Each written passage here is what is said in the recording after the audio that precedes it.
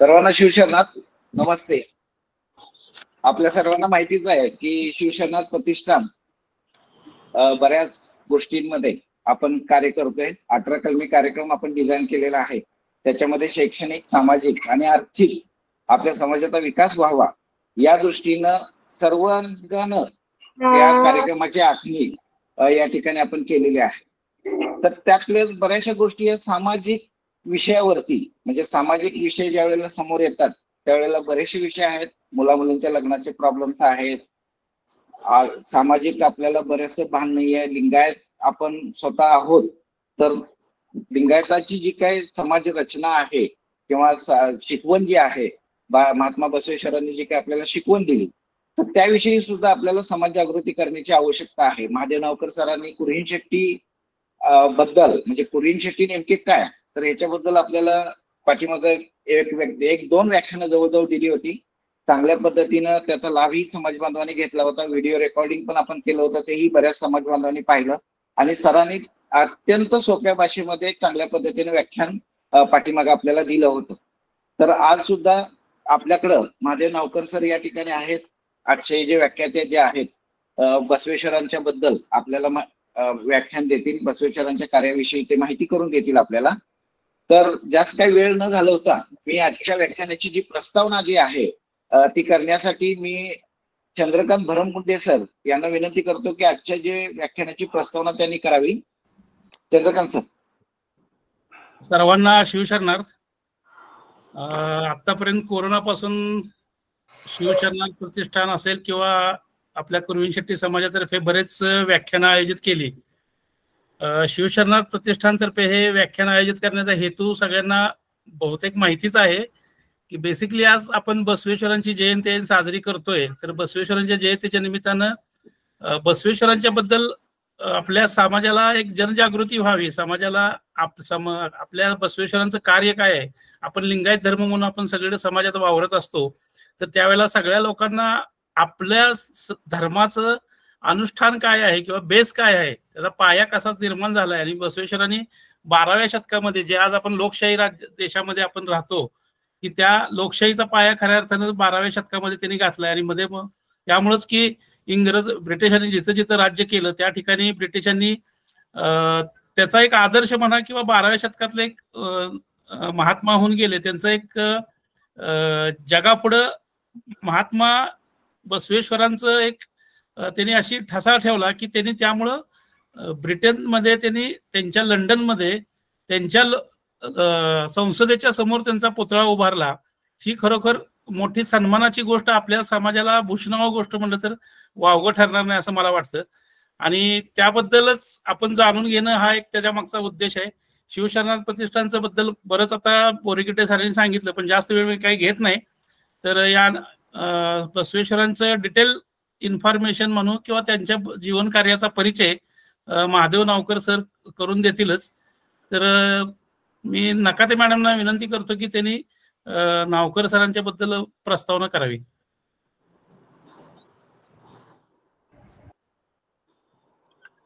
सर्व समाज बांधवांना शिवशरणार्थ. आज बसवेश्वर जयंतीच्या सगळ्यांना अनेक शुभेच्छा. आज मी आपल्या व्याख्यात्यांची ओळख करून देत आहे. मला सांगायला आनंद होतोय की ते माझे ज्येष्ठ बंधू आहेत. त्यांचं शिक्षण BSc DBM DCA आणि नॅचरोपॅथीचा डिप्लोमा केलाय. रेकीमध्ये मास्टर्स केलेला आहे. 40 वर्षाहून अधिक काळ त्यांना व्यावसायिक अनुभव आहे. व्यवस्थापन, उत्पादन व्यवस्थापन, quality insurance, HRD training, recruitment, placement, ISO 9000, industrial safety या क्षेत्रामध्ये त्यांनी काम केलेलं आहे. त्यांनी Kirloskar group, Shivaji works limited, Lakshmi foundries, दैनिक तरुण भारत, स्नेहालय सामाजिक संस्था, स्मृती ऑर्गॅनिक लिमिटेड, सुपरवायझर पासून जनरल मॅनेजर पर्यंतच्या पदावर ते कार्यरत होते. सध्या ते निवृत्त आहेत. व्यवस्थापन सल्लागार व मास्टर ट्रेनर म्हणून अचिव्हर ट्रेनिंग कन्सल्टन्सी या फर्मच्या माध्यमातून ते आता सध्या कार्यरत आहेत.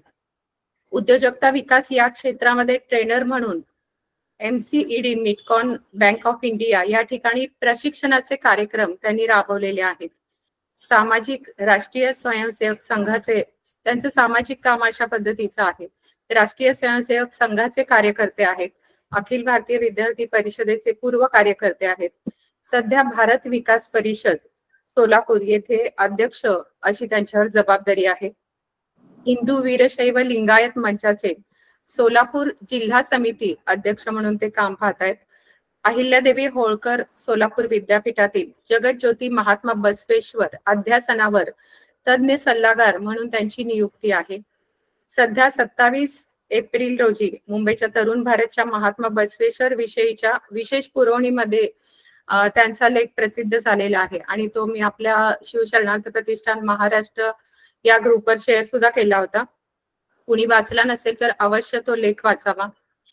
विविध विषयांवर 200हून अधिक त्यांनी व्याख्यानं दिलेली आहेत.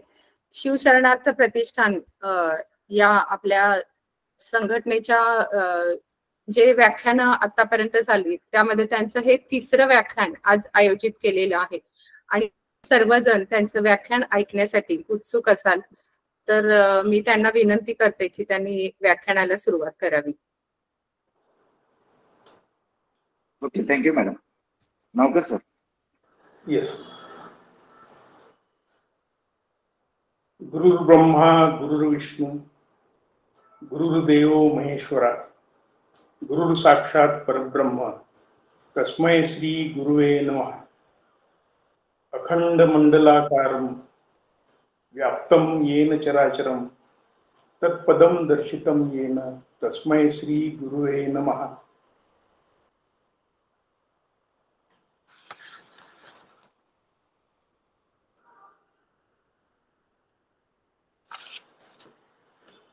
अर्वाचीन रेवण सिद्ध जगद्गुरु पंचाचार्य जगज्योती महात्मा बसवेश्वर यांना वंदन करून माझ्या बोलण्याला मी सुरुवात करतो. आजच्या कार्यक्रमाचे तसेच शिवशरणार्थ प्रतिष्ठानचे अध्यक्ष श्री मल्लिकार्जुन बोरीगिड्डे, या ठिकाणी उपस्थित असलेले समस्त संचालक मंडळ, माझ्या अभिमानास्पद भगिनी सौ सुनीता नकाते आणि त्या 3ऱ्यांदा मी म्हणत होतो की दुसरं कोणीतरी पहा असं, किंवा मी अरेंज करून देईन असंही म्हणत होतो, पण मला निमंत्रित केलं 3ऱ्यांदा व्याख्यानासाठी. याबद्दल मी शिवशरणार्थ प्रतिष्ठानचा अत्यंत आभारी आहे. सर्वांना सप्रेम शिवशरणार्थ. सर्वांना सप्रेम शिवशरणार्थ. सर्वांना सप्रेम शिवशरणार्थ. शिवशरणार्थ. हा, माझी अपेक्षा होती कोणीतरी एक दोघांनी शिवशरणार्थ म्हणावं. हा, तर आपण सगळेजण आहेत ना शरण आहोत आणि म्हणून आपण, आणि शरण आणि शिव हे काही वेगळे नाही, आणि आपण शिवशरणार्थ ज्या वेळेला एकमेकांना म्हणतो त्यावेळेला आपल्या एकमेकांमध्ये शिव आहे असं समजून त्यांना नमस्कार करतो. जसं वारकरी संप्रदायामध्ये पाय लागू म्हणतात आणि मोठा म्हातारा व्यक्ती सुद्धा लहान बालकाचे पाय स्पर्श करून नमस्कार करतो किंवा मनातल्या मनात तरी पाय लागू म्हणतोच. तर अशा प्रकारे आपल्याकडे परस्परांना शिवशरणार्थ म्हणण्याची परंपरा आहे. आणि त्याचा उगम कुठं आहे तर त्याचा उगम महात्मा बसवेश्वर यांच्या आचारधर्मामध्ये आहे. म्हणून मी सुरुवात शिवशरणार्थ याच्यासाठी केली. आता शिवशरणार्थ म्हणजे फक्त पुरुष शिवशरणार्थ का, तर शरणींना शिवशरणार्थ. त्याच्यामध्ये पहिले अनुभव मंडपातले अल्लम प्रभूच्या नंतर ज्यांना स्थान दिलं गेलं असे सिद्धेश्वर महाराज सोलापुरातील, त्यांचं एक वचन आहे आणि ते वचन महिलांना उद्देशून आहे. हेणू कपिल सिद्धेश्वर असं त्यांचं वचन आहे. कपिल मल्लिकार्जुन आहेत म्हणजे महिला या सुद्धा शिव आहेत असं त्यांचं वचन आहे. म्हणजे समान पातळीवर आपल्या समाजामध्ये महिला आहेत हा संस्कार आहे आणि हा संस्कार पहिल्यांदा रुजवला गेला. त्यामुळं शरणींनाचा शिवशरणार्थ आणि शरणांनाचा शिवशरणार्थ. तर सुरुवात अशी आपण करतो. त्याच्यानंतर एक गोष्ट म्हणजे सगळ्यात सांगण्यासारखी म्हणजे महात्मा बसवेश्वरांचं आपण हे स्मरण चिंतन वगैरे का करतो. तर ज्या काळामध्ये वेद उपनिषद शास्त्र वगैरे ही सगळी जी होती ती माणसाला माणसापासून दूर करत होती. अंधश्रद्धा बोकाळलेल्या होत्या. कर्मकांडाला नको तेवढं महत्व आलं होतं. पूजा अर्चा यज्ञयाग वगैरे तीर्थयात्रा वगैरे याचं खूप महत्व वाढलं होतं. आणि माणसाला कमी लेखलं जात होतं आणि उच्चवर्णीयांना मोठं लेखलं जात होतं. आणि भेद खूप निर्माण झाले होते. मोठेपणा पैसा प्रतिष्ठा याला खूप महत्व आलं होतं. अशा वेळेला महात्मा बसवेश्वरांनी या शिवधर्माचा प्रचार केला. म्हणून एका बसवेश्वरांच्या वचनापासून मी सुरुवात करतो की धनवान बांधती देवालय, देवा मी पायर पामर, मी काय बांधू, देहच माझे देवालय, पाय खांब देवळाचे, मस्तक कळस देवळाचा, कुडल संगम देवा. आता बसवेश्वरांच्या सगळ्या वचनांमध्ये कुडल संगम देवा आहे. आपण सगळेजण शैव आहोत त्यामुळं कुडल संगम देवा याचा अर्थ कुडल संगमेश्वर, ज्या ठिकाणी त्या दोन नद्यांचा संगम झालेला आहे त्या ठिकाणी संगमेश्वर नावाचा देव आहे. त्या देवाला उद्देशून म्हणजे शिवाला उद्देशूनच प्रत्यक्ष हे सगळे आहे. त्यामुळे शिव आपण असं सरळ सरळ अर्थ त्याचा घ्यायचा. तर त्यांनी जी मांडणी केलेली आहे की दगड मातीच्या देवांची पूजा व्यर्थ आहे. जळणारे विरघळणारे मातीत विसळणारे देव कसे होऊ शकतात. म्हणजे शंकराच्या पिंडीवरून उंदीर जात असताना स्वामी दयानंदांना जसं ते फोलपणाचं वाटलं तशाच प्रकारचं हे सगळं होतं. आणि मातीत मिसळणारे देव कसे आणि सोन्या चांदीचे देव गहाण कसे राहू शकतात असे प्रश्न बसवण्णांना पडलेले होते. नंतर दुसरी एक गोष्ट, एकाच वेळेला अनेक देवदेवतांवर कशी श्रद्धा राहू शकते. देव एकच आहे. जगामधलं जे परमतत्व आहे सगळ्या जगांना समानतेनं समान न्यायानं चालवणारे जे परमतत्व आहे ते एकच आहे अशी सगळी हे आहे मांडणी. आणि मग एकच शिवाचा पुरस्कार त्यांनी केला असं सांगून मी माझ्या बोलण्याची सुरुवात करतो. नंतर दुसरी एक गोष्ट की महात्मा बसवेश्वरांचं संपूर्ण जीवनचरित्र तसं मोठं आहे म्हणजे विस्ताराने बघायचं म्हटलं तर. परंतु त्यांच्या जीवनचरित्राची खऱ्या अर्थाने सुरुवात जी होती ती वयाच्या 8व्या वर्षापासून होते. ते ब्राह्मण कुळात जन्मलेले असतात आणि ब्राह्मण कुळामध्ये जन्म झाल्यानंतर साधारणपणे मुंज करायची असते. आणि मुंज करायची आहे म्हटल्यानंतर वडिलांनी गावातल्या सगळ्या पुरोहित मंडळींनी वगैरे त्यांची मुंज करायची ठरवली. आणि त्यांची बहिणी जी नागलांबिका होती तर तिची मुंज का नाही, माझी एकट्याचीच मुंज का, असं त्यांनी वडिलांना प्रश्न विचारला. वडील म्हणाले तसं नाही आहे, आपल्या शास्त्रामध्ये हे सांगितलेलं आहे त्याप्रमाणेच करावं लागेल तुला, महिलांची मुंज नसतात तर. आणि आपल्याला सगळ्यांना माहिती आहे की महिलांना अजूनही स्थान नाही आहे आपल्या समाजामध्ये. म्हणजे महिलांचा विटाळ म्हणजे आता अलीकडे कमी झालेलं आहे प्रमाण, परंतु मासिक पाळी ज्या वेळेला येते त्यावेळेला 5 दिवस ती महिला शूद्रच असते. आणि एरवी सुद्धा शूद्रांसारखी वागणूक महिलांना दिली जाते. दुय्यम दर्जाची वागणूक, पुरुषप्रधान संस्कृती असं जे काही आहे त्या काळामध्ये या बालवयामध्ये हे सगळे बसवण्णांना पडलेले प्रश्न आहेत. आणि कोणत्याही क्रांतीची सुरुवात प्रश्नांपासून होते आणि बसवण्णांना असे अनेक प्रश्न पडलेले होते की विटाळ का पडतात, शिवता शिवत का पाळतात, अशा सगळ्या प्रकारचे प्रश्न त्यांना त्या काळी पडलेले होते आणि ते विचारत होते.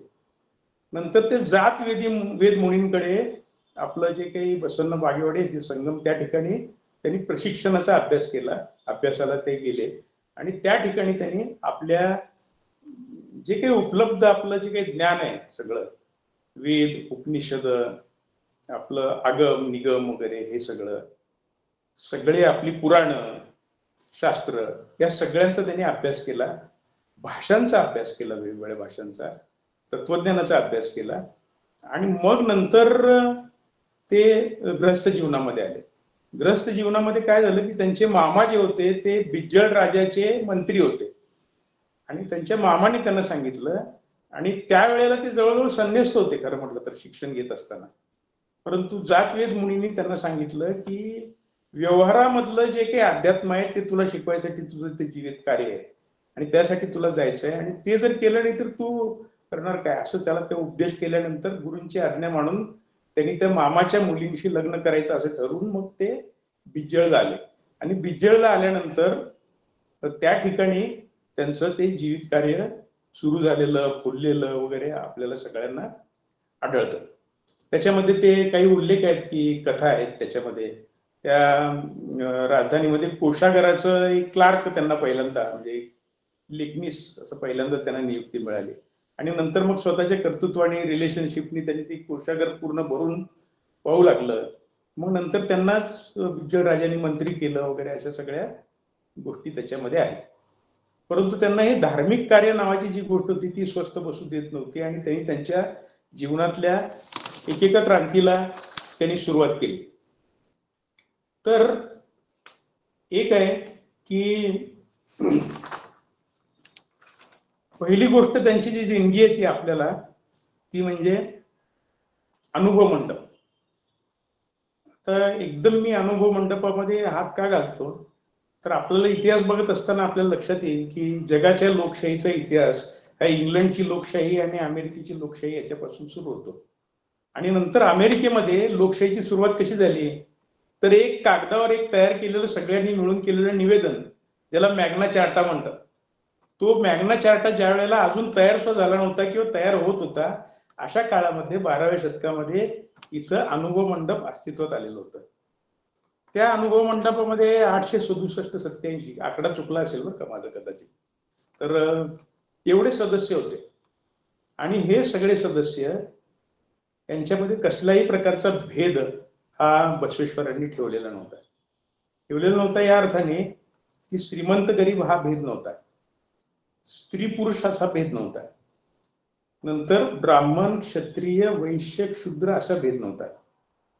मी मगाशी म्हटल्याप्रमाणे देह हाच देवालय, आणि त्या देहामधला आत्मा हाच शिव, आणि त्या आत्म्याला जागृत करण्यासाठी आपल्याला प्रतिकात्मक हातावर दिलेलं शिवलिंग, ही शिवलिंग दीक्षा, आणि नंतर ते आपल्या हृदयाशी बांधलेलं, आणि हा एकच देव. तर ते एकच देव का, तर जगातलं परमतत्व एकच असणार, अनेक कसे असू शकतील, असा त्यांना पडलेला प्रश्न. नंतर दुसरी एक गोष्ट की एका पत्नीला एकच पती असू शकतो, अनेक पती कसे असू शकतात, तसंच एका भक्ताला एकच देव असू शकतो, असं म्हणून त्यांनी प्रतिपादन केलेलं. आणि ते शिवलिंग दीक्षा जी दिली त्यांनी सगळ्यांना दिली, की अमुकाला दिली नाही, तमुकाला दिली नाही असं नाही. ब्राह्मणांना दिली, क्षत्रियांना दिली, वैश्यांना दिली, शूद्रांना दिली. त्यांच्या अनुभव मंडपामध्ये जे काही होते ते सगळ्या जाती धर्माचे लोक होते. त्याच्यानंतर त्याच्यामध्ये आपण शरणांचा, मी शरणींचा उल्लेख केला, तर त्याच्यामध्ये अक्क महादेवी नावाच्या ज्या शरणी होत्या त्यांची सुद्धा एक कथा रोचक आहे खरं म्हटलं तर. आपले संत मीराबाई किंवा आपल्या संत मीराबाईंचं उदाहरण सगळ्यात योग्य ठरेल. किंवा त्यांची जशी कृष्ण भक्ती होती, कृष्णाच्या भक्ती जशा एकरूप झालेल्या होत्या, तशा त्या लहानपणापासून संस्काराने शिवाशी एकरूप झालेल्या होत्या आणि शिवभक्तीमध्ये लीन होत्या. परंतु त्या एवढ्या सुंदर होत्या की त्या परिसरामध्ये त्यांची सगळी चर्चा होती, आणि त्यांचे तो राजा जो होता त्या राजाच्या कानावर त्याची चर्चा गेली, आणि राजाने आपल्या सामर्थ्याच्या बळावर वडिलांना त्यांच्या मागणी घातली किंवा, आणि राजाची मागणी आणि राजाचं लग्न आणि हे कसं काय हे जुळून आणायचं, तर ते काही जमेना आणि ही काही तयार होईना. मग ही तयार होईना म्हटल्यानंतर त्यांनी अटी घातल्या की माझ्या अटी मान्य असतील तर मी लग्न करते, असं सांगितलं त्यांनी. आणि मग त्या अक्क महादेवींनी राजाशी लग्न केलं. परंतु त्याच्या अटी ज्या होत्या ना, त्याच्या अटी अशा होत्या की माझ्या शिवपूजेमध्ये आणि माझ्या त्या भक्तीमध्ये कसलीच अडथळा येता कामा नये, म्हणजे माझ्या श्रद्धेला आणि माझ्या भक्तीला वगैरे. आणि मी शिवालाच पती मांडलेलं आहे, त्यामुळे मला ते जर असेल मान्य आणि मला स्पर्श सुद्धा करायचं नाही हे स्वमान्य असेल तर मी लग्न करते, असं होतं. मग त्या राजाला काय वाटलं की आपल्याला नंतर बघता येईल, नंतर फरक पडेल, बदल होईल असं वाटलं. परंतु तसं काही घडलं नाही. आणि मग ते जे काही हे होतं सगळं, त्याच्या वेळेला ते राजाशी तिचा वाद होतो आणि वाद झाल्यानंतर तिने सांगितलेलंच असते, आधी अटी घालतानाच ते ठरलेलं असतं की मला ज्या वेळेला वाटेल त्यावेळेला मी तर राहणार नाही तुमच्या बरोबर. आणि मग ती त्याग करते राजाचा. आणि मग नंतर ती अनुभव मंडपामध्ये तिला बसवेश्वर आणि अल्लम प्रभू त्यावेळेला अध्यक्ष असतात त्या अनुभव मंडपाचे, ते तिला आश्रय देतात आणि अल्लम प्रभू तिचे गुरु होतात, असं ते अशी ती कथा आहे. आणि त्या कथेमध्ये त्या शिवशरणींनी ना सेम स्थान मिळालेलं आहे. आणि शरण जे आहेत सगळे, ज्यांनी हजारो वचनं लिहिलेली आहेत, महात्मा बसवेश्वर जेवढे महान होते तेवढेच महान अल्लम प्रभू, तेवढेच महान सिद्धेश्वर, तेवढ्याच महान आपल्या अक्क महादेवी, या सगळ्यांची वचनं ही प्रमाण आहेत. आणि आपल्याला आत्ता काय आहे घेण्यासारखं, तर आपल्याला घेण्यासारखं म्हणजे ही सगळ्या शरणांची वचनं. त्याच्यामध्ये आत्ता जे आपले कपिलधाराला आपले जे हे मन्मथ स्वामी किंवा शिवलिंग जंगम स्वामी असे जे काही संत परंपरेमधले संत आहेत, तेच त्यांची वचनं हीच आपल्यासाठी प्रमाण आहे. नंतर मी त्या अनुभव मंडपाबद्दल बोलत होतो, तर त्या ठिकाणी आता सुद्धा आपली संसद जरी बघितली तरी आपल्या संसदेमध्ये भेद आहे. प्रतिष्ठेला महत्व आहे, पैशाला महत्व आहे, आणि निवडून येताना सुद्धा पैसा प्रतिष्ठा याचा वापर होतो. परंतु समान वागणूक, अशी सगळ्यांना समान वागणूक वगैरे अजूनही नाही आहे तशी म्हणावं तशी. आणि त्या काळात त्यावेळेला ती समान वागणूक होती. आणि समान वागणूक का होती, तर त्याचं जे मूळ आहे ते मूळ बसवेश्वरांच्या एका वचनातील आहे. तर मंदिराच्या कळसावर बसून कावळ्याच्या विष्ठेनं अपवित्र होण्यापेक्षा शरणाच्या पायातील पादुका तू मला कर पुढल संगम देवा, असं बसवेश्वर म्हणतात. जगात सर्वात लहान कोण आहे, तर जगात सर्वात लहान मीच आहे. आणि जगात शिवभक्तापेक्षा जगामध्ये श्रेष्ठ कोणीही नाही, असं बसवेश्वरांचं वचन आहे. आणि हे वचन ते बोलले का फक्त, तर ते फक्त बोलले नाही, ते वचन ते स्वतः अक्षरशः जगलेले आहेत. आणि जगलेले आहेत या अर्थाने की त्यांनी सगळ्या समाजातल्या लोकांच्या बरोबर अन्नभोजन केलेलं आहे. आणि मग ते आचरण त्यांच्या श्रेष्ठत्वाकडे, त्यांना श्रेष्ठत्वाकडे घेऊन जाण्याचं कारण त्यांचं आचरण हे समानतेचं आचरण, समान व्यवहार वगैरे. आणि एवढी मोठी संघटना का बांधू शकले, तर त्याचं कारण हे आहे की त्यांनी सर्वांना समान लेखलं. माझ्यापेक्षा लहान कुणी नाही, माझ्यापेक्षा मोठा कुणी नाही, असा दृष्टिकोन जर स्वीकारला तर संघटन होऊ शकतं सहजपणे. आणि त्यांनी ते संघटन उभं केलेलं आहे. नंतर त्यांच्या जीवनामध्ये एक कथा येते, ती कथा सांगितल्याशिवाय मी अजून वचनांकडे वळत नाही. माझ्याकडे वचनांची एक लिस्ट आहे, ती वचनं सगळी सांगावीत, सगळीच काही घेणार नाही, परंतु 7-8 वचनं तरी आपण व्याख्यानामध्ये. ती कथा अशी आहे की एकदा ते महामार्गावर एक जात असतात. जात असताना भद्र नावाचा एक चोर सपत्नीक त्यांच्या पाठीमागे जात असतो. आणि त्या निलंबिकेच्या गळ्यामध्ये आणि अंगावर दागिने असतात. कर्णफुले ही अतिशय सुंदर असतात. महिला म्हणल्यानंतर सगळे दागिन्यांकडे बघणं वगैरे सगळं आपल्याला माहित आहे. तर त्याची आवड आणि हे असं असते, त्याची चर्चा अमुक तमुक ती म्हणते. मग ती भद्राकडे काय करते, ती हट्ट धरते, मला ती कर्णफुलं पाहिलीच म्हणते.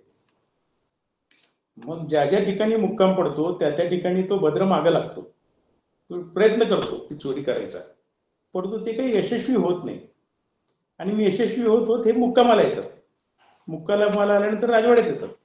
राजवाड्यात आल्यानंतर बसवेश्वराचं जे निवासस्थान असतं त्या ठिकाणी प्रवेश नसतो, सहजासहजी प्रवेश हे अशक्य असतो. तर हळपद अण्णय्या नावाचे जे शिवशरण असतात ते मुख्य रक्षणकर्ते असतात त्या ठिकाणी.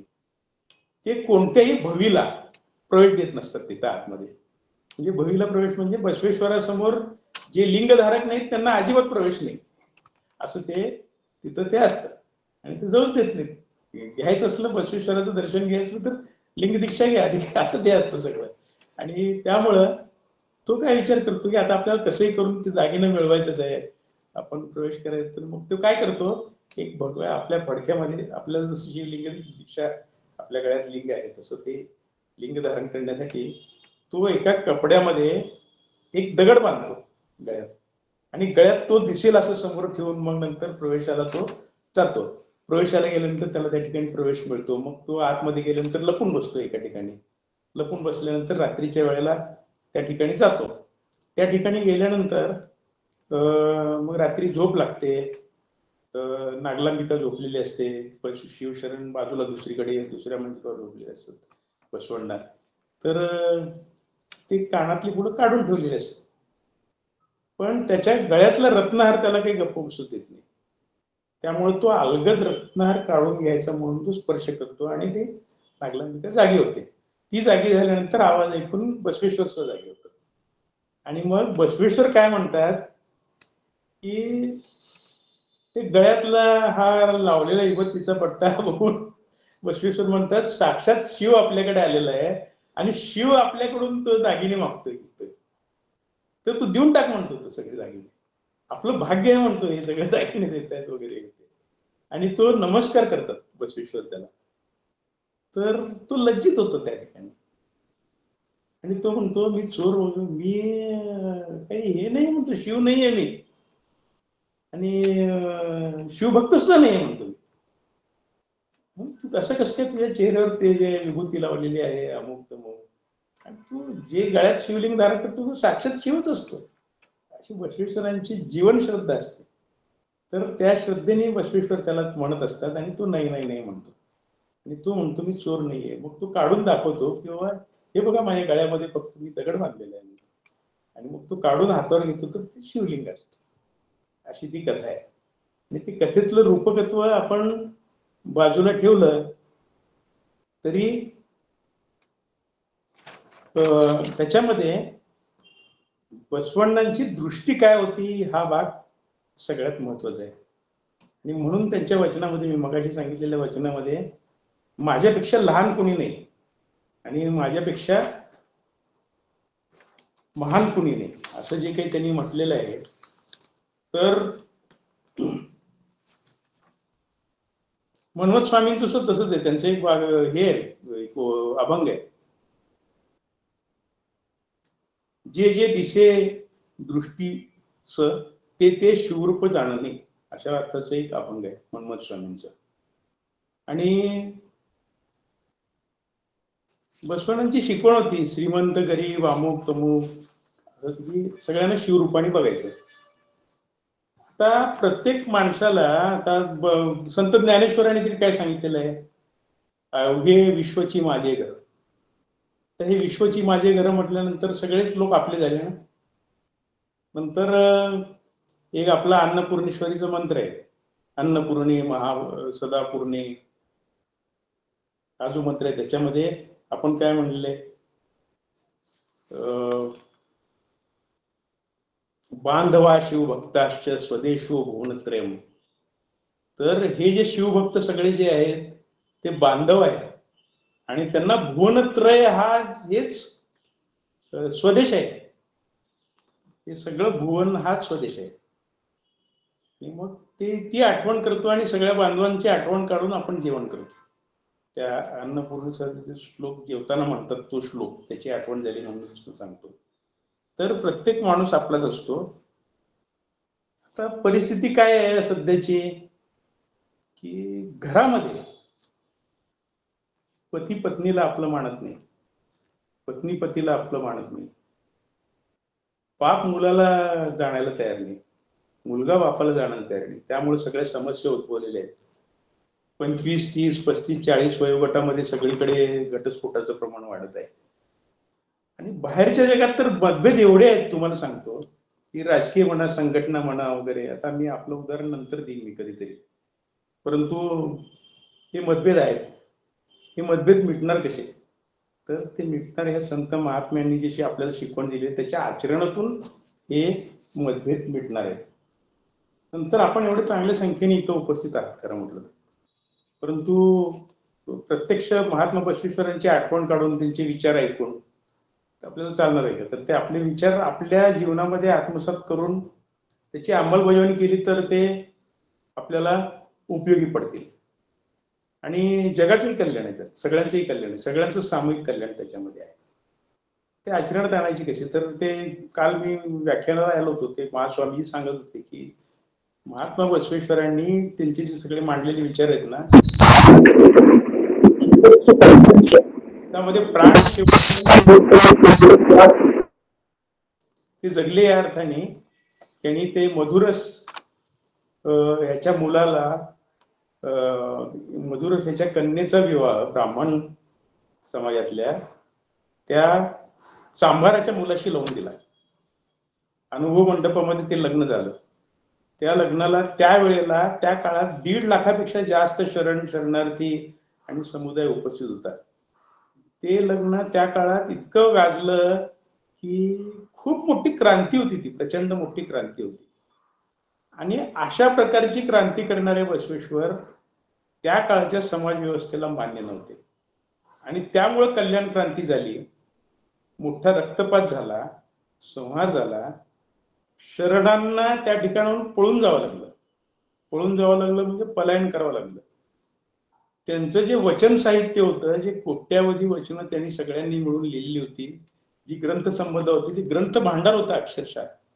म्हणजे आपल्या जे काही विद्यापीठ होती ना, नालंदा विद्यापीठ वगैरे असं, ती मुस्लिम आक्रमकाच्या वेळेला जाळली गेली वगैरे, एवढे दिवस जळत होती वगैरे, तशा प्रकारची ती क्रांती होती. आणि त्यावेळेला काही जी वचनं आहेत ती सांभाळून ठेवली गेली म्हणून ती आता आपल्याला उपलब्ध आहेत आणि आता आपण बघत आहोत. महात्मा बसवेश्वरांची जयंती साजरी करताना मी लहानपणापासून बघत आलोय सोलापूरमध्ये काही मोजक्या 1 किंवा 2 मंडपांमध्ये ती जयंती साजरी व्हायची. आज मी पाहत होतो की मी स्वतः सहभागी झालेले कार्यक्रम 6 ते 7 आहेत. नंतर सोलापुरात होणारे व्याख्यान मला जवळजवळ 3 ते 4 आहेत. नंतर बसव जयंतीचे मंडप जे उभे आहेत ते जवळजवळ अनेक 25, 50, 100 मंडप उभे आहेत. मी काल सोलापुरातून येत होतो की आपली बाबासाहेब आंबेडकरांची जयंती किंवा छत्रपती शिवाजी महाराजांची जयंती होताना ज्या मिरवणुका निघतात, अशा प्रकारची मोठी मिरवणूक अजून सकाळ होती, मिरवणूक संध्याकाळी आहे, तर सकाळीच सोलापूर शहरातले मध्य वस्तीतले सगळे भाग, मोठे ट्रक, त्याच्यावर लावलेले देखावे, महात्मा बसवेश्वरांच्या प्रतिमा त्यांनी सगळ्या उजळून गेलेल्या आहेत. नंतर मी इतिहासामध्ये पहिल्यांदा बघितली बरं का, म्हणजे तुम्ही आश्चर्य वाटून घेऊ नका, कारण मी सगळ्या गोष्टीचं सर्वदूरपणे सगळीकडे निरीक्षण करत असतो. तर मुंबई तरुण भारतनी त्यांच्या इतिहासात पहिल्यांदा 27 ऑक्टोबरला पुरवणी प्रसिद्ध केली आणि त्या पुरवणीमध्ये 20 लेख लिहिलेला आहे. साधारणपणे 20, 22, 25 लेख आहेत त्यात लिहिलेले महात्मा बसवेश्वरांवर. ती पुरवणी जर आपल्या सगळ्यांना मिळाली तर जरूर वाचा, त्याचं पुस्तकात रूपांतर होणार आहे, त्यावेळेला मी सांगेन आपल्याला. तर ती पुरवणी प्रसिद्ध केली. नंतर मी विद्यापीठामध्ये काल एक कार्यक्रम अटेंड केला. त्या कार्यक्रमाला बसवेश्वरांचं व्याख्यान तर झालंच त्या विषयावर, विरूपाक्ष शिवाचार्य महास्वामीजींचं. परंतु 2 कार्यक्रम निश्चित केले गेले की मंगळवेढा या ठिकाणी ते एक मोठं भव्य स्मारक उभं करणार आहेत आणि त्या ठिकाणी बसवेश्वर विद्यापीठ एक अध्यासनाचं इंटरनॅशनल स्टडी सेंटर उभं करणार आहे. नंतर दुसरी एक गोष्ट, बसवेश्वर आपल्या सोलापूर विद्यापीठाने 10 एकरची जागा इयरमार्क केलेली आहे आणि त्या जागेमध्ये बसव उद्यान ते उभं करणार आहेत. त्या बसव उद्यानामध्ये आयुर्वेदिक वनस्पतींची लागवड, बसवेश्वरांचं स्मारक, ग्रंथालय, अनुभव मंडप आणि विशेष एक सांगण्यासारखी गोष्ट म्हणजे कायक हे जे आहे, किंवा आपण श्रमाची प्रतिष्ठा असली पाहिजे, ते कायक तत्व नावाचं जे तत्व आहे की आपण श्रम करून खाल्लं पाहिजे. जे श्रम करत नाहीत त्यांना ताटावर बसण्याचा अधिकार नाही, अशा अर्थाचं एक बसवेश्वरांचं वचन आहे. तर विद्यार्थ्यांना कमवा आणि शिका योजना जी ते तसं संलग्न करणं वगैरे असे उपक्रम सगळीकडे होत आहेत आणि इतर ठिकाणच्या सुद्धा बातम्या तशाच आहेत. आपल्या ग्रुपवर सुद्धा मला आनंद वाटला की आपल्या ग्रुपवर सुद्धा काही ठिकाणचे वृत्तांत आहेत. काही ठिकाणी बसवेश्वरांची पूजा केली सामूहिक, काही ठिकाणी मिरवणूक निघतानाच एक फोटो मी बघितला. तर हे खूप आनंददायी आहे. म्हणजे खरा जो धर्म आहे तो धर्म आचरणात आणायला हळूहळू सुरुवात झालेली आहे. आपला समाज एक छोटा समूह आहे, लिंगायत समाजामधला एक छोटा समूह असं म्हणता येईल. मी आजच ते पुस्तक काही चाळत होतो, त्याच्यामध्ये असं आहे की लिंगायत, हिंदू, वीरशैव वगैरे असं सगळी ती चर्चा होती त्याच्यामध्ये. तर 350 जाती आहेत लिंगायत समाजामध्ये. तर त्या जाती एका व्यासपीठावर एका मार्गावर कधी येऊ शकतील? तर त्या बसवेश्वरांच्या वचनांच्या आणि शरण साहित्याच्या वचनांच्या माध्यमातून त्या एकत्रित नक्की येऊ शकतील असं मला वाटतं. तर बऱ्याच गोष्टी आहेत सांगण्यासारख्या. त्याच्यामध्ये बालविवाहाला विरोध, म्हणजे हे अजून आपलं जे काही शाहू महाराज, महात्मा फुले वगैरे हे सगळं अजून इतिहास नंतर घडायचा होता.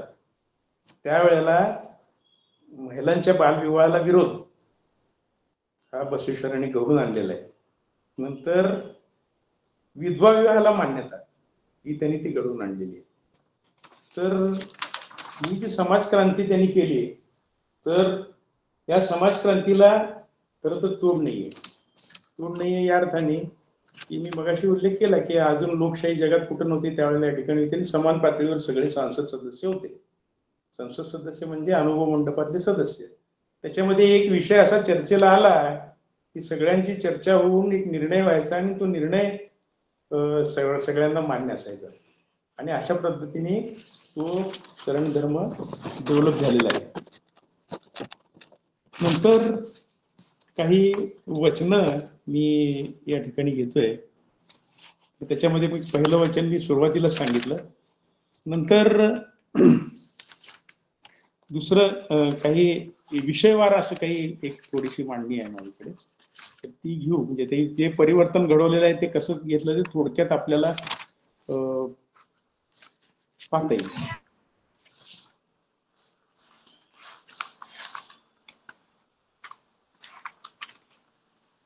तर पहिलं तत्व आहे एकेश्वरवाद.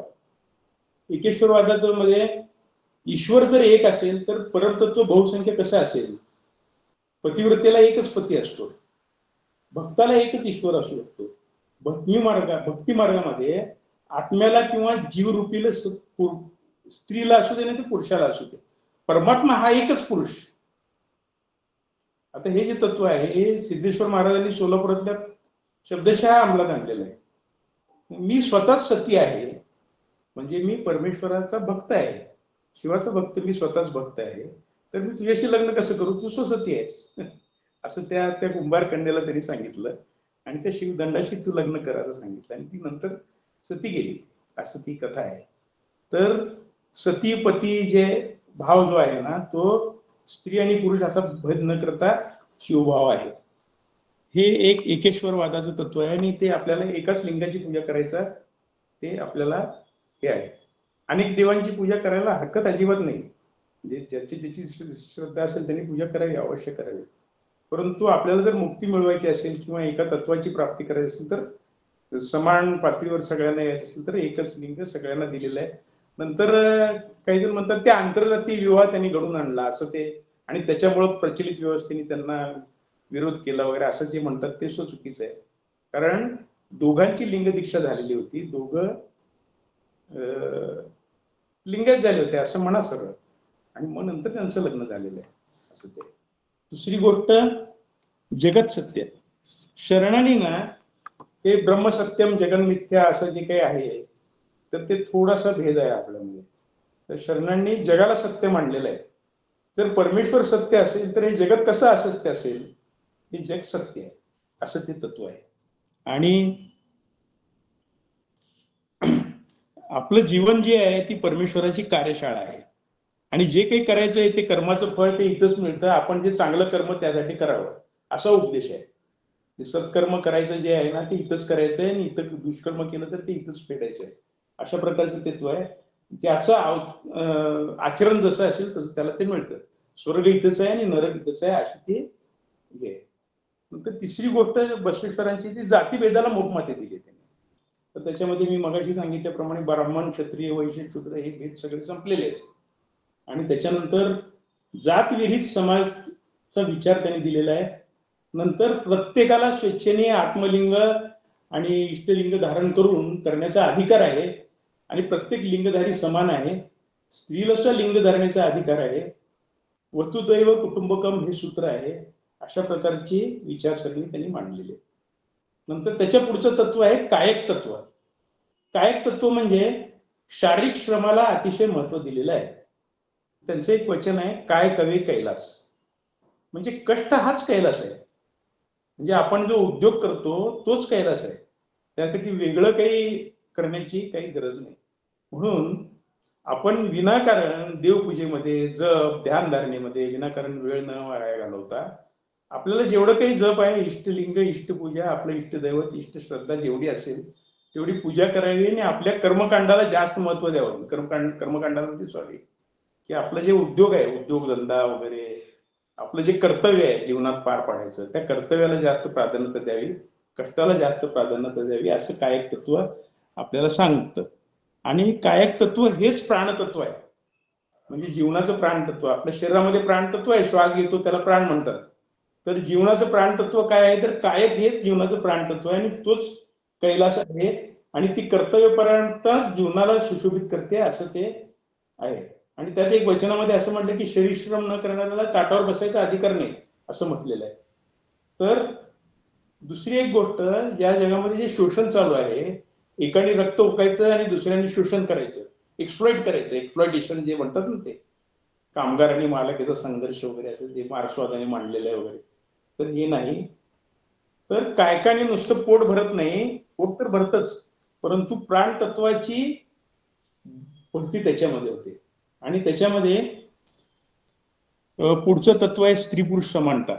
तर स्त्री पुरुष समानतेबद्दल मी बऱ्यापैकी बोललेलो आहे, त्यामुळं जास्त काही त्याचा विस्तार करत नाही.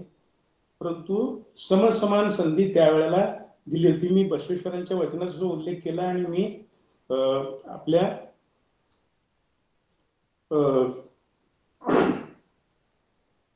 स्त्रीला प्रत्यक्ष ईश्वर असं म्हणणं हे सुद्धा मी तुम्हाला सांगितलं. नंतर बसवेश्वराचं आणखी एक वचन आहे, कथनी आणि करणी याच्यामधलं समन्वय. मी बोलतो एक आणि करतो दुसरेच, मग मी शुद्ध कसा होईन? हे कुडल संगम देवा, माझी कथनी आणि करणी एक असेल तरच मी तुझ्याशी एकरूप होऊ शकतो. त्यामुळे सदाचाराला खूप महत्व दिलेलं आहे. त्याच्या पुढचं जे तत्व आहे ते अपरिग्रह वृत्ती दाखवतं, धनसंग्रहाच्या संदर्भामध्ये दाखवतं. आपल्या जीवनाला आवश्यक आहे तेवढा धनसंग्रह अवश्य करावा, त्याच्यापेक्षा जास्त धनसंग्रह करू नये, अशा प्रकारचं ते तत्व आहे.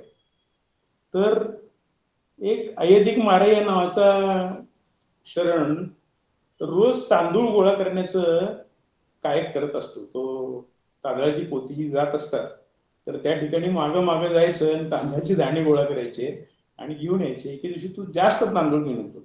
तर जास्त तांदूळ गेल्यानंतर त्याची पत्नी त्याला रागवते की आंबरेश्वर लिंगापासून हा देव तुला दूर करेल, त्याचं काय? तर ती काय म्हणते की संग्रह करावा, परंतु जेवढं थोडं आहे तेवढंच करावं असं ती सांगते. आणि हव्यास जो आहे ना तो कधी न संपणार आहे. त्यामुळे आपल्याला जीवनाला आवश्यक आहे तेवढं ठेवावं आणि बाकीचं दान धर्म करावा. आणि दान धर्म करावा तर दासोह नावाची संकल्पना आहे, तर दान धर्म सुद्धा नाहीये. दान धर्म करावा म्हणजे ज्याला ज्याची जी गरज आहे ती गोष्ट त्यांना द्यावी. आणि त्याच्यामध्ये विशेषतः अन्नदानाचं महत्व खूप आहे. आपण जेवायला बसताना कोणी जेवायचं राहिलेलं आहे की नाही, उपाशी तापाशी, एखादा प्राणी कुत्रा जरी उपाशी असेल तर त्याला वाढावं, एखादा व्यक्ती कोणी असेल तर त्याला सोबत जेवायला बसवावं आणि मग जेवावं, असं ते आहे. सोलापूरमध्ये अजून सुद्धा वर्गावरून आलेले जे विद्यार्थी आहेत त्याचं आता ते कमी झालेलं आहे प्रमाण, पण मी जे वेळेला कॉलेजमध्ये शिकत होतो त्यावेळेला वसतिगृहांमधले विद्यार्थी यायचे आणि प्रत्येक घरातून जी काही पहिली भाकरी किंवा पहिली दुसरी ती काढून ठेवली जायची आणि ती त्यांना दिली जायची. ते त्याच्यातून भोजन करायचे आणि ते स्वतःचं विद्यार्जन करायचे. अगदी आपल्या जंगम संस्कृत पाठशाळेतले विद्यार्थी अजून सुद्धा गोडधोड वगैरे काहीतरी केलं, सणवार असतील तर त्यांना जेवायला बोलवतात, जीव घालतात आणि त्यांना तृप्त करतात, अशी परिस्थिती आहे. तर हे जे काही आहे हे दासो नावाचं तत्व जे आहे ते एक नंतर सत्यशुद्ध कायक आणि अपरिग्रह वृत्ती, त्याच्यामुळेच सर्वत्र सुख शांती नांदू शकते असं ते आहे. तर बोलण्यासारखं अनेक आहे, वचनं अनेक आहेत त्याच्याची. तर आपण घेण्यासारखं काय, तर आपण घेण्यासारखं काय म्हटल्यानंतर आपल्याला, मला माझ्या दृष्टिकोनातून सोलापूरच्या समाजासाठी सिद्धरामेश्वर हे आपले शरण आहेत, श्रेष्ठ शरण आहेत. नंतर अनुभव मंडपातले सर्वश्रेष्ठ गुरु अल्लम प्रभू हे आपल्या समाजाचे होते आणि ते श्रेष्ठ शरण हे आपले आहेत. नंतर पुळूज इथले जे कोणी विणकर आपले, त्यांचं नाव आता मला लगेच आठवणार, ते संत होते, ते आपले शरण आहेत. कर्नाटकामध्ये असे 2, 3, 4, 5, 6, 10 नावं आहेत की जे आपल्या समाजाची आहेत, जी या बसवेश्वराच्या याच्याशी जोडली गेली ते आहेत. आता आपल्या परंपरेमध्ये आपली परंपरा प्राचीन दाखवलेली आहे, त्याच्यामध्ये आपल्याकडे गोत्र पद्धती आहे, आपण साक्षात रुद्र आहोत, आपल्याला प्रत्येकाला रुद्र आहे, आपल्याला प्रत्येकाला मुनी आहे. आपलं हे सगळं जरी आपल्या पंचाचार्य परंपरेमधली आपली जरी समजा ही रचना असली तरी सुद्धा बसवेश्वरांचं वचन साहित्य आधुनिक समाज रचना आणि आधुनिक जी क्रांती घडत आहे त्याच्या दृष्टिकोनातून फार महत्वाची आहे. मला ते आवडलं. मल्लिकार्जुन बारेगिट्टेंनी सकाळी ते आपण आज काय करावं हे टाकलेलं होतं. सुदैवाने माझ्या हातात सुद्धा एक पुस्तक आलं होतं आज की बसवेश्वर जयंती कशी साजरी करावी या विषयी एक छोटी पुस्तिका आहे. तर त्याच्यामध्ये सुद्धा काही गोष्टी दिलेल्या गेलेल्या आहेत. सगळ्याच आचरण करणं आपल्याला शक्य नाही, परंतु मी एक 2-3 गोष्टीचा आपल्या समाजासाठी उल्लेख डायरेक्ट करतो. आज काय थोडे उपयोग असतील, तर 27 इतर जण आहेत असं ते आकडा दाखवतोय मला. एक गोष्ट आहे, आपण स्वतः तपासणी करावी की आपल्या गळ्यामध्ये शिवलिंग आहे का. शिवलिंग दीक्षा अवश्य घ्यावी, वय काही झालेलं असो आपली. आपल्या घरामध्ये सगळ्या मुलांनी शिवलिंग धारण केलेलं आहे का हे बघावं, त्यांची शिवलिंग दीक्षा करावी. आचरणामध्ये फरक पडू शकतो हे मी सांगतो अनुभवाच्या आधारे. मी चांगल्या चांगल्या घरांमध्ये गेलेलं आहे, लिंग धारण करतात का, वापरतात का, सगळं पाहिलेलं आहे. तर लिंग धारण करू देत न करू देत प्रत्येकाची शिवलिंग दीक्षा झालीच पाहिजे हा आग्रह आपण धरावा. दुसरी गोष्ट, शिवलिंग दीक्षा धारण केल्यानंतर कमीत कमी त्या शिवलिंगाची आपल्या देहावर धारण करून पूजा होत नसेल तर देवाऱ्यात तरी नक्की पूजा व्हावी. तर देवाऱ्यात पूजा करणं हे शास्त्र मान्य नाहीये खरं म्हटलं तर. ते आपलं इष्टलिंग असतं, आपण प्राणलिंगच असतं ते जर कुठं पडलं हरवलं तर ते आपला प्राण गेला असं तत्व आहे. पण तरी सुद्धा एक आचारदीक्षा आपली झालीच पाहिजे असा माझा आग्रह आहे. दुसरी गोष्ट, एक 3 तत्वाचं पालन आपल्याला करायचंय, ते समजून घेणं अतिशय आवश्यक आहे. अष्टावरणाचं पालन. आता अष्टावरणाचं पालन म्हणजे काही जणांना कठीण वाटेल, परंतु ते कठीण अजिबात नाही. एकदा शिवलिंग दीक्षा झाली आणि आपल्या गळ्यामध्ये लिंग आलं की शिवाला काय करायचंय, आपल्याला फक्त पाणी सोडायचंय आणि त्या शिवाचं तीर्थप्राशन करायचंय. तो प्रसाद आहे आपला. नंतर त्याच्यामध्ये अष्टावरणापैकी 3 आवरणं त्या लिंगातच समाविष्ट आहेत. साक्षात शिव, जंगम आणि लिंग हे 3 गोष्टी तिथंच आहेत. नंतर 4था जो आहे तो मंत्र आहे. 5वा जो प्रसाद आहे तो आपण जे काही खातो ते खाताना नैवेद्य दाखवलाय, शिवाचं स्मरण करून आहार ग्रहण करायचं. तर हे अष्टावरण जे आहेत ते त्याच्यामध्ये बेल आणि भस्म एक सांगायचं राहिलं माझ्या तोंडून. ते उपलब्ध असेल त्याप्रमाणे भस्म आपणही धारण करायचं, त्या लिंगालाही धारण करायला लावायचं, असं ते आहे. आणि हे अष्टावरणाचं पालन करायचं. दुसरी गोष्ट, पंचाचाराचं पालन करायचं. आणि तिसरी गोष्ट, आपल्याला शक्य असेल तर षटस्थल सिद्धांत, षटस्थल, तर त्या 6 पायऱ्या आहेत सिद्धांत शिखामणी मधल्या. त्याच्यामध्ये पहिली पायरी भक्त ही आहे. तर कमीत कमी भक्त या पातळीवर तरी आपण राहिलंच पाहिजे. नंतर आपल्याला जे जे काही प्राप्त झालेलं आहे ते इतरांना देण्यासाठी आपण गेलो की आपोआप महेश्वर स्थळाकडे जातो. नंतर प्रसादी होतो त्यावेळेला जगातलं सगळं जे आपल्याला मिळालेलं असतं ते परमेश्वराचा प्रसाद समजूनच आपण जगत असतो. नंतर पुढच्या पायऱ्या आहेत आणि जीवाचं ऐक्य आहे. हे सगळ्या गोष्टी अध्यात्मामध्ये सगळ्या धर्मग्रंथांमध्ये एकच आहे. तर त्या मार्गाने आपण अवलंब करावा असं मी आवाहन करतो सगळ्यांना. आणि बोलण्यासारखं खूप आहे, परंतु माझ्या बोलण्याला विराम देतो. साधारण एकटं बोलत राहिलं आणि इतरांनी ऐकत बसलं तर कंटाळ येते. काही लोक ग्रुपवर येतात, काही लोक निघून जातात, असं सगळं चालू आहे.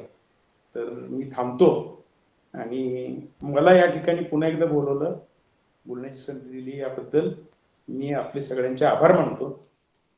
मला एक जे वाटतं ते बोलून दाखवतो की आपण सगळ्यांनी सामूहिकरित्या एकत्रित येण्याची गरज आहे, सामूहिकरित्या मेळावे घेण्याची गरज आहे, सामूहिक लिंग दीक्षा विधी करण्याची गरज आहे, सामूहिकरित्या रुद्रपठण करण्याची गरज आहे, सामूहिक दीक्षा जसं दीक्षा घेण्याची गरज आहे तशीच सामूहिक लिंग पूजा विधी आपल्या शिवरात्रीच्या दिवशी जागोजागी 25, 50, 100, 200 या संख्येने करता येईल का हे बघण्याची गरज आहे. असं प्रतिपादन करून माझं बोलणं या ठिकाणी थांबवतो. धन्यवाद. खूप खूप धन्यवाद सर. खूपच चांगल्या पद्धतीने आपण माहिती दिली. शेवटचा जो तुम्ही उल्लेख केला, सामूहिकरित्या लिंग धारण असेल किंवा इतर विधींसाठी किंवा सामाजिक क्रांतीसाठी आपण म्हणू, बसवेश्वरांनी जे विचार आपल्याला दिले ते खऱ्या अर्थानं जर समाजात रुजवायचं असेल तर सामुदायिकरित्या आपण एकत्र येणं गरजेचं आहे. आणि याच कारणासाठी इथून पुढच्या कालावधीमध्ये आपलं शिवशरणाथ प्रतिष्ठान कार्यरत राहील अशी मी आपल्याला ग्वाही देतो.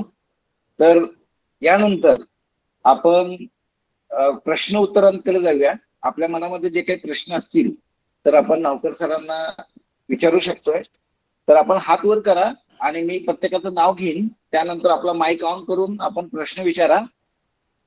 कसलाही न्यूनगंड न बाळगता काही मनामध्ये प्रश्न असतील सर आपल्यातलेच आहेत, आपल्या समाजाचे आहेत, त्यामुळं सरांना आपण बिनधास्तपणे विचारू शकतो. तर प्रत्येकानं आपल्या मनातला प्रश्न विचारण्यास काही हरकत नाही. तर मी नाव घेतो आता या ठिकाणी. आपला हँड रेज करण्यासाठी एक हँड रेजचं बटन असते आपल्या समोर. आपल्या मोबाईलवरती किंवा लॅपटॉप डेस्कटॉपवरती तुम्ही ज्या ठिकाणी बसलाय त्या ठिकाणी एक हाताचं बटन आहे, त्या हाताच्या बटनावरती क्लिक करा. आणि हाताच्या बटनावरती क्लिक केल्यानंतर मला इथे इन्फॉर्मेशन भेटेल की आपण हँड रेज केलेला आहे. आणि हँड रेज केल्यानंतर मी त्यांचं नाव घेईन आणि नाव घेतल्यानंतर माईकचं बटन जे आहे त्याला ऑन करा आणि प्रश्न आपला विचारा. सर्वप्रथम सुरेश कोष्टी, आपला हात वर आहे. आहेत का सुरेश कोष्टी?